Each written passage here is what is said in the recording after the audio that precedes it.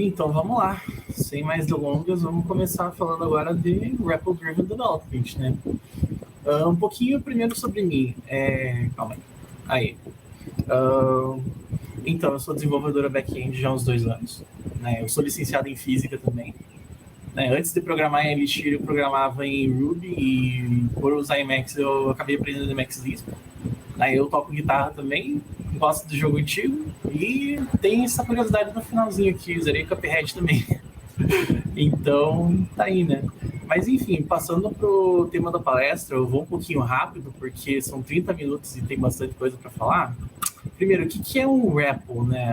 A sigla, ela significa Read, Evolve, Print Loop. Read é o quê? É você ler alguma coisa na linha de comando, daí ele processa, imprime o resultado e volta para o passo anterior. Aí você pode mandar um outro comando. Né? O exemplo mais clássico de REPL que tem é o terminal. Aqui está um pouco pequeno, mas aqui é o Bash. Né? Eu customizei meu prompt aqui e ele é um exemplo de um REPL. Você chega lá, digita um comando, por exemplo, ls ou cd, alguma coisa assim, e aí ele processa o negócio e imprime o resultado depois. Né? Então, esse é o exemplo mais básico de REPL, mas a ideia não é falar de Bash, a ideia é falar de Elixir, mas o conceito ele existe em outras linguagens também. Né? E aqui ficou o exemplo para vocês. Um pouco das inspirações para essa palestra. A primeira delas foi Clojure, porque eu fui parar no meetup de Clojure ano passado, em dezembro, e a galera começou a falar muito de REPL lá. E isso ficou na minha cabeça no dia. Na época eu ainda tava com outros conceitos na cabeça e explorando de uma outra forma. Né? E aqui eu peguei um pouco da inspiração do ecossistema de Clojure para falar do REPL Driven Development, do próprio Emacs também, né? por ser pelas duas linguagens serem pautadas em Lisp, né? Que essa tradição de ter uma sessão interativa rodando toda hora, ela veio do Lisp. Né? E aí aqui foi uma expansão desse negócio, né? E antigamente eu tinha mais contato com o Ruby, né? E vivia digitando coisas no IRB. Uma vez eu também já dei uma palestra sobre como explorar código através do IRB. E os mesmos conceitos eles se aplicam aqui, só que é de uma maneira um pouco diferente, já que Elixir não tem tanta introspecção nas funções e módulos. Tem um pouco que eu vou mostrar mais para frente, mas não, assim, eu senti um pouco de diferença vindo do Ruby. Mas beleza, uma curiosidade para vocês, o REPL, assim, ter uma sessão interativa do código rodando ajuda muito para você debugar qualquer coisa. Agora imagine você lidar ali com um problema de produção lá no espaço. Né? Isso aconteceu com uma sonda na NASA, Deep Space One. E dentro desse artigo, dentro desse link aqui, o programador que puxou essa ideia de Lisp lá, ele comentou aqui que debugar um programa rodando num pedaço de hardware rodando a 100 milhões de milhas no espaço é uma experiência interessante. Tipo, você não tem como chegar lá e compilar tudo de volta, né? Ou chegar perto de, vou resetar. Não tem como apertar o reset da Terra, né? E por ter uma sessão interativa, por poder rodar ali os comandos que ele precisava para entender o que estava acontecendo lá, isso foi fundamental para resolver o problema que eles estavam tendo lá. A princípio, o problema que eles estavam tendo nesse caso era uma race condition lá no sistema deles. E aí eles conseguiram debugar isso usando a sessão interativa, né, o REPL. Mas beleza, por que eu vou usar um REPL? Por que eu não posso programar direto no meu editor? Né? Por que eu vou pegar e ficar com uma sessão interativa do lado? A primeira ideia é reduzir esse ciclo de feedback entre a ideia e o código. Você pensa em alguma coisa, mas na hora de escrever não tem muita certeza se vai rodar ou não. Né? Então, assim, ter uma sessão interativa tem uma maneira de você colocar o código ali de uma forma mais sucinta e ver ele funcionando ou quebrando, isso faz com que esse ciclo de feedback fique menor. E com esse ciclo de feedback menor, o desenvolvimento é mais rápido. para mim, o maior poder dessa ideia, desse conceito, é você lidar com problemas que você não conhece a solução ainda. E muitas vezes, dentro de programação, eu trouxe isso de física também, né? Lá a gente falava muito de trabalhar com primeiros princípios das coisas e testando também, né? E assim, você ter esse ciclo, testar, ver como é que reage, ver o negócio funcionando, isso acelera muito o processo de desenvolvimento, até mesmo quando você não tem ideia do que fazer. Né? E o outro ponto é ter um contato mais próximo com a criação do código, ver o que você está lançando. Por exemplo, eu abro ali no EX uma... Opa, apertei aqui do lado. Por exemplo, você abre ali uma seção do EX e faz uma query no banco de dados de desenvolvimento, ou em alguns casos de produção, né? Mas dependendo do ambiente, não é tão recomendado. Um staging que seja. Tipo, você vai lá, mexe, não sei como é que essa query no banco vai ficar. Deixa eu testar aqui da sessão interativa. Rodou. Beleza, não rodou. Deixa eu arrumar, entendeu?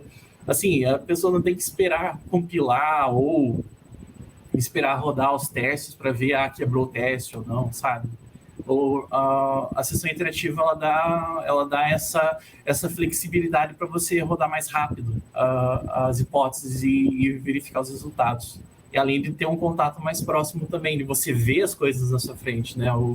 Quando a pessoa trabalha com programação, geralmente a gente trabalha assim com muitas ideias abstratas, né? Muita coisa que fica só na cabeça, que não tem como você pegar na mão, por exemplo. Um exemplo é quando você vai fazer uma compra online, né? Você não compra o produto, você compra a ideia do produto. Né? E aí a pessoa vai lá, paga, tal, faz o sistema, daí tem todo um envio por trás, você não compra o produto, você não tira do computador e põe na mesa, você compra a ideia do produto. Né? Então, trabalhar com coisas muito abstratas, ela tem uma carga cognitiva maior. Se a gente consegue colocar alguma coisa na frente, alguma coisa mais explícita, ver o negócio funcionar, isso já facilita muito. Não só para quem está aprendendo, mas para quem está tentando entender algum bug, alguma coisa assim, né? Ou testar um conceito novo também, ver o negócio funcionando, ter esse contato. Isso eu acho muito importante. E essa é uma outra inspiração. Essa palestra é justamente sobre esse conceito de criação, de você ter esse contato com as coisas, né? Pessoas criadoras, elas precisam de uma conexão imediata com o que elas criam. Por exemplo, se eu vou fazer um pão, imagine se eu for cozinhar um pão e ter que esperar, sei lá, 3 horas para ver se a massa ficou bem misturada. No caso ali, você põe no forno, daí faz tudo e tal. Mas você tá vendo ali o pão mudar de forma. Se você ficar olhando no forno, você consegue ver. Devagarinho ele vai mudando, mas você não tem que, assim, não tem que esperar só depois de 3 horas para ver o resultado. Né? Então, ter esse contato, esse feedback, esse loop mais rápido, mais imediato, isso acelera muito o desenvolvimento. Né? Então, beleza, voltando um pouco nesse ponto do RDD, né, de usar a sessão interativa com mais frequência no REPL, quais problemas que ele endereça, quais problemas que ele ataca, quais problemas que ele resolve, né? O primeiro deles é esperar o programa compilar. No meu caso, como eu vim de Ruby, eu já estava acostumado com uma linguagem interpretada, então, para mim, assim, foi um pouco difícil entender isso. Por exemplo, quando você pega alguma coisa em C, né, se eu tenho lá um código para rodar e tudo, e não rodou, quebrou, aí eu tenho que compilar de volta para arrumar. O problema não é nem na hora de compilar, o problema é na hora de achar bug em runtime. Né? Imagine aí tem que fazer o quê? Pegar, arrumar, compilar de volta, passou na compilação, vamos rodar de novo e ver se deu certo ou não. Nesse período, quando a pessoa está ali trabalhando, está ali focada no problema, isso acaba, assim, nessa quebra tira a concentração da pessoa. Né? Então, se der para reduzir esse ciclo de feedback, ajuda muito. Né? E, então, esse é o primeiro ponto que um fluxo de REPL Driven Development ajuda. O segundo eu não sei por onde começar a resolver o problema. Por exemplo, você pega ali uma tarefa nova no projeto que você está lidando e é um projeto novo que a pessoa nunca viu na vida, né? Geralmente, tipo, vamos chutar aí que é a primeira vez que a pessoa está trabalhando no projeto. Para chegar e fazer essa alteração já de cara, isso fica, assim, é mais complicado. Ter testes no código ajuda a aumentar essa confiança, né? Porque você sabe ali que se você alterar alguma coisa, os testes eles têm que quebrar. Tem que ter alguma coisa que fale para você, ó, não está funcionando. Mas, assim, explicar alguma coisa para falar, ó, como que eu vou fazer com que funcione, né? E esse, pelo menos, na minha experiência, foi o papel de usar a sessão interativa, de usar o REPL, né? Então, isso ajuda muito, assim, para você ver ali rápido o fluxo e entender, opa, eu tô indo pelo caminho certo, não tô indo pelo caminho certo, eu posso mudar, né? Então, assim, a moral da história é ter essa flexibilidade para mudar rápido as coisas, né? E, enfim, eu vou tocar daqui a pouco em TDD, né? Então, para que a gente usa isso, né? De novo, esse eu acho que é o ponto principal dessa palestra toda, né? É explicar que o ciclo de feedback entre ideia e resultado ele fica muito menor quando você tem alguma coisa ali para você ver e mexer na sua frente, sabe? E outra coisa, explorar problemas e testar conceitos. Por exemplo, o que acontece se eu fizer uma chamada para uma outra tabela no banco? O que acontece se eu mudar o estado da minha aplicação para alguma outra coisa? Né? Nesse caso de RDD, o que a gente consegue fazer na sessão interativa, em alguns casos, é fazer com que a aplicação chegue no estado que ela normalmente não chegaria. Né? Isso, geralmente, em Elixir, o que eu vi foi mais em casos de processos. Por exemplo, pegar um processo que está com um certo estado, um Gin Server, por exemplo, e fazer ele ficar de uma forma que ele normalmente não chegaria. Né? Então, assim, a RDD ajuda muito nesse ponto também, de você testar ideias novas e ver o negócio rodando, de ver o negócio funcionando ou não, ver quebrando ali, né? Mas, enfim, e o TDD? O que acontece? Então, na realidade, eles se complementam. Porque, por exemplo, se eu pego ali alguma tarefa que eu não sei exatamente como testar, eu posso pegar e fazer um rascunho de como funciona, de como eu imaginei para testar. E aí depois eu vou lá, escrevo o teste e já dando um pouquinho de spoiler daqui a pouco, eu tenho como escrever testes dentro do IEX, né? Eu posso rodar testes na sessão interativa e aí você vai e depois arruma, né? Então, depois coloca no arquivo certo, tudo. Mas, enfim, agora um pouquinho sobre o estado das ferramentas, né? O fluxo de REPL Driven Development, ele para funcionar bem, né, ele exige assim, algumas coisas mais específicas. Né? Por exemplo, a pessoa poderia chegar e digitar direto no IEX as coisas. Só que pegar e editar linha por linha é um pouco trabalhoso. Né? Um fluxo que funciona bem para isso é ter o quê? Uma sessão do IEX rodando, ou várias, né? Como ele consegue fazer, um editor de texto do lado e uma maneira de mandar o código que está no arquivo que o editor está visualizando ou que está mexendo direto para a sessão interativa. Então, assim, é basicamente pegar e passar o código do arquivo para a sessão interativa. Né? O ideal seria ter esse fluxo. Eu vou demonstrar mais para frente. E falando um pouquinho agora da customização do IEX, né? Dá para a gente pegar e alterar algumas coisas nele. As alterações dele são feitas por esse arquivo iex.xs, né? É um .file. Né? Para quem veio do Ruby, a ideia é basicamente a mesma do IRB-RC. É um arquivo de customização que você pode deixar no diretório padrão da pessoa, né, na home, ou você pode colocar por projetos, né? Tipo, você pode colocar dentro de um projeto mix, aí põe ali no nível mais superior junto com o README e tal, e isso permite você configurar a inicialização do IEX. Né? Eu não vou entrar muito dentro do que configurar lá dentro, porque são várias coisas que dá para mexer. Dá para você mudar o formato do prompt, dá para você inicializar alguns aliases que você usa, por exemplo, deixar alguns módulos já carregados para você fazer fazer as queries no banco de dados, né? Dá para você configurar por projeto. E aqui fica uma dica, dá para você colocar esse x.xs no gitignore global. Dessa forma você não manda esse arquivo junto com as alterações nos projetos, né? Fica uma coisa mais local, e aí não dá tanta confusão. Eu digo isso porque geralmente eu experimentava algumas coisas no passado e aí acabava indo uma coisa ou outra lá pro repositório do projeto, né? E o pessoal perguntava. Então fica a dica aí. Beleza. Aqui é algumas curiosidades sobre o IEX, né? Dá para você consultar a documentação de funções direto da sessão interativa, né? A função que faz isso é H, né? Tipo H, daí abre parênteses, fecha parênteses, né? Na sessão interativa eu tô mais acostumado a digitar só o espaço mesmo, mais rápido. E como a ideia da sessão interativa é um código que não é persistido, né? Por isso que a gente usa arquivo também, né? Eu não vejo tantos problemas nisso. Aí o formato é o que? A função de ajuda, o modo de função. Ela abre aquele @doc que tem lá, o docstring da função. E aí você consegue ler tudo. Foi assim que eu aprendi Elixir, né, aliás. E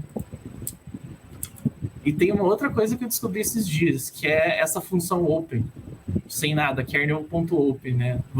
Com isso você consegue abrir a definição da função no arquivo onde ela está declarada. Daí tem que fazer uma configuração lá no editor, né, na variável editor, tipo o cifrão editor, para apontar para um editor que abra uma outra janela. Porque senão, se for abrir na mesma janela ali, ele não funciona. Mas aqui você pode conferir a definição das funções e tudo. É uma curiosidade que eu aprendi esses dias. Aí tem outras coisas, como recompilar, carregar arquivos, mas enfim. Eu vou passar agora um pouquinho para o exemplo prático, né? Porque esse é um assunto que é mais interessante ver funcionando na prática do que deixar só numa apresentação, sabe? Então vamos lá para ação. Aqui. Então, eu já estou com a sessão interativa aqui, né? Deixa eu colocar em tela cheia. E o que eu fiz? O problema que a gente tem para resolver aqui é o seguinte: a gente quer transformar esse negócio aqui, esse array com esses strings, num mapa para cá. Beleza, né? Esse é um problema que ele não é tão trivial. Eu acabei fazendo aqui, eu acabei já deixando algumas definições aqui para baixo, né? Dá para definir módulo direto no arquivo XS, e eu também peguei e escrevi os testes, né? Aqui dá para a gente pegar e, por exemplo,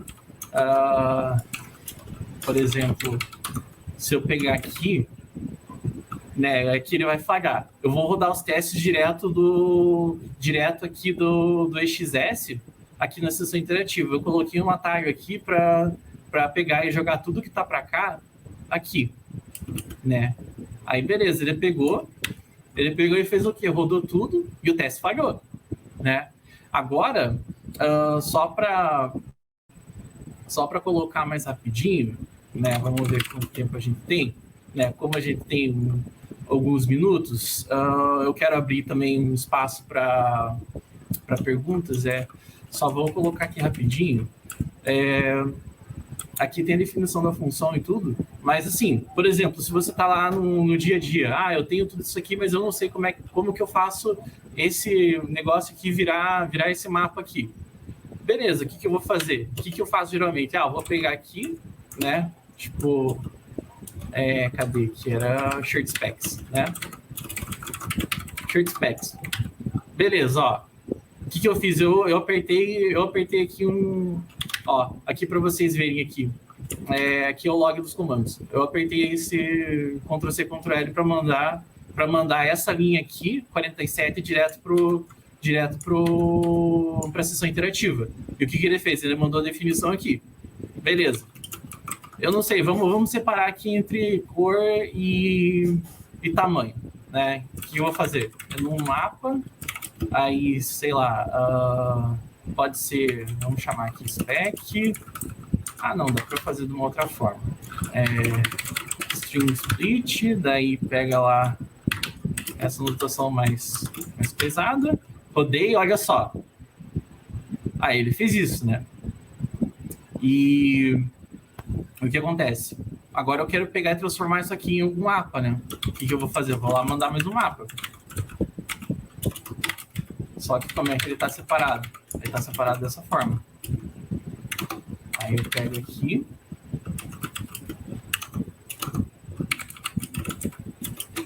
Beleza.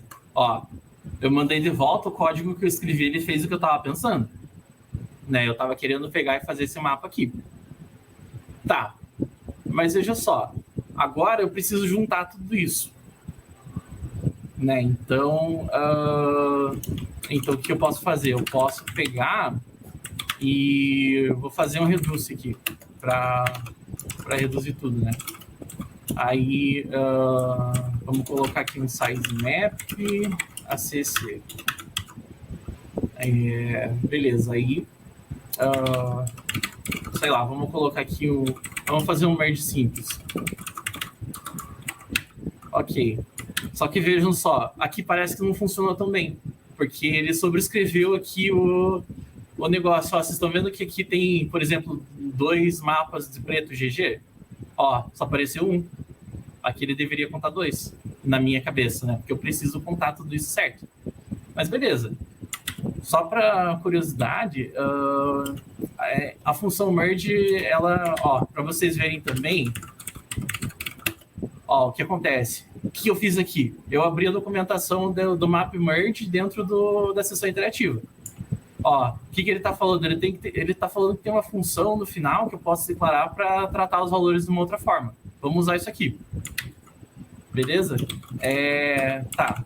Aí, sei lá, vamos colocar size map 1, size map 2.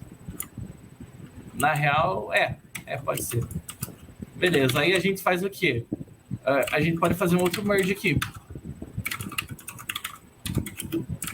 Só que... Ah, não, é color. Vamos colocar aqui map 2. Beleza. Opa. Tá. Tá, vamos editar aqui a color. Isso. Por que color? Porque, vejam só, ele está definido aqui como azul em cima. O tamanho ele fica dentro. Então tá aqui, né? Então vamos lá. Agora vamos colocar M1, M2. Outra função. Map.merge. Aí M1, M2, FN, V1, V2.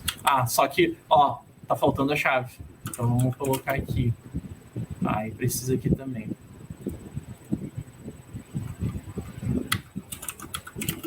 Beleza, né? V2, aí tá aqui.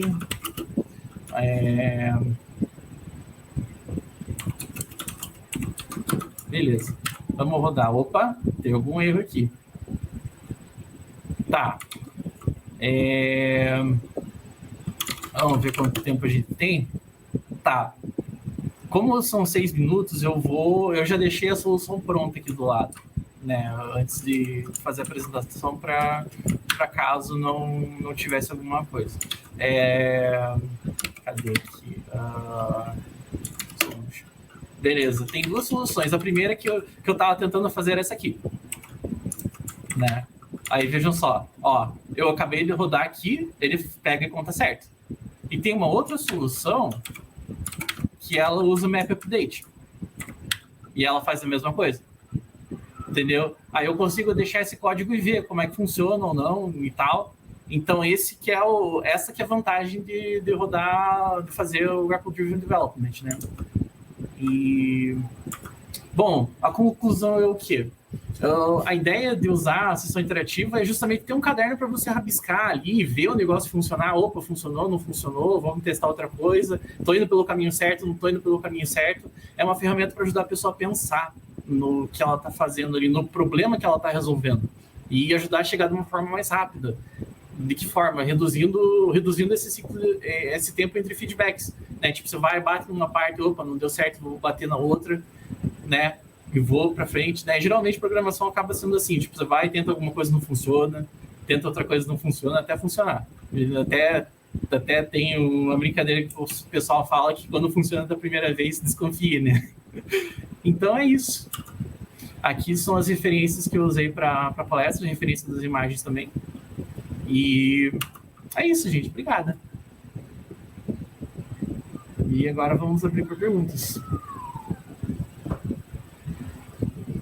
E aí, eu não selecionei nenhuma pergunta ainda, mas eu acho que eu tenho uma que eu já tinha o contexto dessa palestra, né? Uhum. E sobre o quão importante é você ter esse feedback, somente quando você está nesse momento de transição ou de aprendizado, né?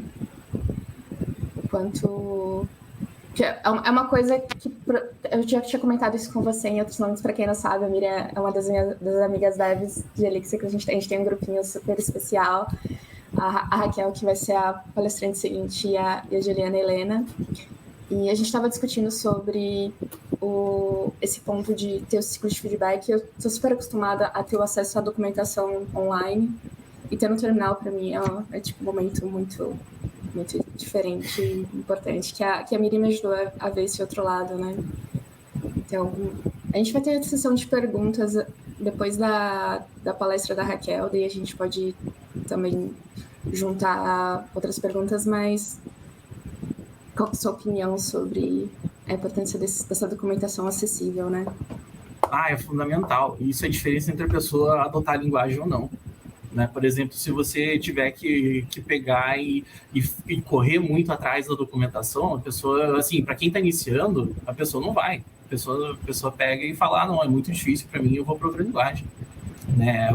As duas maiores barreiras para quem está começando primeira, configurar o editor. Segunda, a documentação. Então, assim, isso faz a diferença não só para quem está iniciando, mas também para quem já tem experiência com outras linguagens. Você poder ver o negócio rodando, testar ali como funciona e ver se funciona ou não, isso é fundamental. Tanto que nos dois livros que eu usei para estudar Elixir, Elixir in Action e o Programming Elixir, eles falam muito de rodar o código dentro da sessão interativa. E o mais importante é você digitar o código, né? Deixar os dedos acostumados a digitar as palavras da linguagem. Né? Isso facilita também na hora de trabalhar, né? Por exemplo, você vai digitar erro, sai error no meio lá, ou alguma coisa assim. Isso, sabe, memória muscular também. Mas o mais importante é você conseguir fazer essa conexão entre o conhecimento novo e o feedback, né? Ver funcionar ou não o mais rápido possível. Parece que o pessoal perguntou alguma coisa sobre a divisão da tela lá do Emacs. Mux, com o Emacs. Sim, deixa eu puxar a tela de volta aqui. Deixa eu puxar aqui só um segundinho. Esse foi um ponto que acabou sendo passado assim meio por cima dentro da palestra, porque a ideia é gerar mostrar mais o conceito, mas só explicando aqui, isso tudo aqui foi feito dentro do Emacs. Né? Hoje assim, a estrutura do que eu pesquisei assim, que funciona melhor para fazer esse fluxo de colocar o código de um lado da tela e a sessão interativa do outro, funciona melhor aqui. Eu pesquisei como fazer isso no VS Code, no Atom, e lá não tem estrutura pronta ainda, e fica em aberto para quem quiser implementar. E no caso, dá para você fazer esse mesmo esquema no Vim e no Tmux também, né? Daí, no caso, fica o editor de um lado e o IEX do outro. Só que aí fica por fazer, sabe? O que está mais pronto hoje é dentro do Emacs. Né? Então, respondendo a pergunta aí, foi dessa forma. O pacote se chama Alchemist, tá aqui o nome dele. Eu vou mandar depois no meu canal do YouTube ali. Então, é isso, né? Hoje esse fluxo de usar REPL com mais frequência funciona melhor dentro do Emacs do que nos outros editores, né? No caso do Vim, precisa ter o Tmux do lado, mas VS Code e Atom eu não consegui fazer. Então, foi isso. Tipo, não é que não dá, é que não tem nada pronto ainda, né? Ia ter que fazer um pacote, tudo. Então, é isso. Legal. Uma coisa que eu acho bacana é que entrou recente no Elix Syntax Highlighting, né? No Ajax, que lá nos primórdios não tinha, assim. É bom que fica mais, né? Fica mais bonitinho, mais fácil de entender o que tá rolando. Agora dá para consultar as funções Erlang também. Antes não Sim, verdade. Isso aí tá muito bom. Tá muito top. Você tem que atualizar, né? Sim, tem que atualizar. Tem mais uma pergunta do Engels, mas agora é para a Miriam, falando sobre os praticantes de TDD, né? Eles relatam que a gente passa a escrever um código mais testável. E daí você sente que quando você começa a trabalhar com REPL, o seu código se torna diferente, mais replável? Então, pronunciaria isso? Sim. Então, a minha ideia de código dentro de teste era justamente essa, alguma coisa que eu conseguisse rodar dentro da sessão interativa para ver. Inclusive, é uma das coisas que eu não gosto do Xmáquina, porque para pegar e rodar os comandos do Xmáquina dentro aí da sessão interativa, eu já tive que fazer muito malabarismo para fazer funcionar lá dentro e não deu muito certo. Então, é uma das coisas que eu não gosto no Xmáquina, né? Na lib que a gente usa para fabricar modelo de banco de dados no Elixir.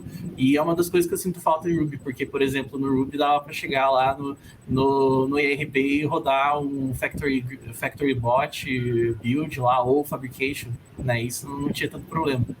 Então, essa foi uma das primeiras coisas que eu senti, assim, que me incomodou quando eu mudei para Elixir. Né? Mas a minha ideia de testes é ter um código ali que eu consiga rodar e ver funcionando, não só rodar quando está dentro dos testes, né?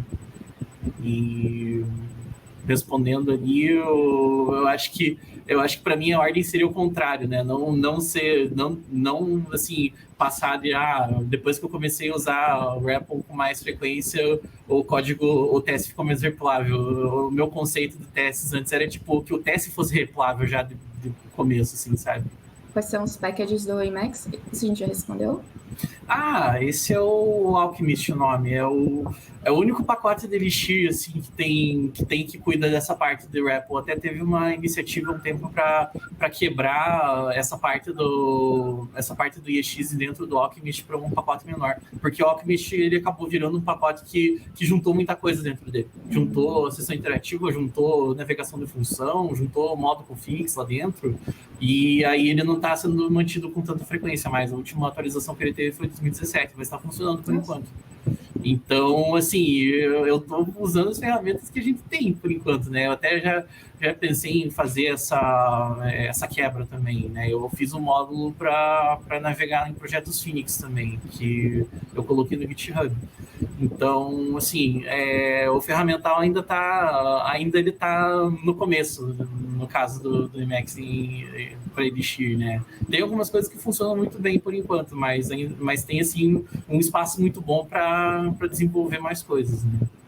Então, voltando à pergunta ali, eu usei o Alchemist, né? E para quem se interessar aí um pouco mais sobre Emacs, a gente tem o grupo Emacs Brasil no Telegram. Então, fica aí o convite também. Deixa eu ver, acho que tem só mais uma para a Miriam.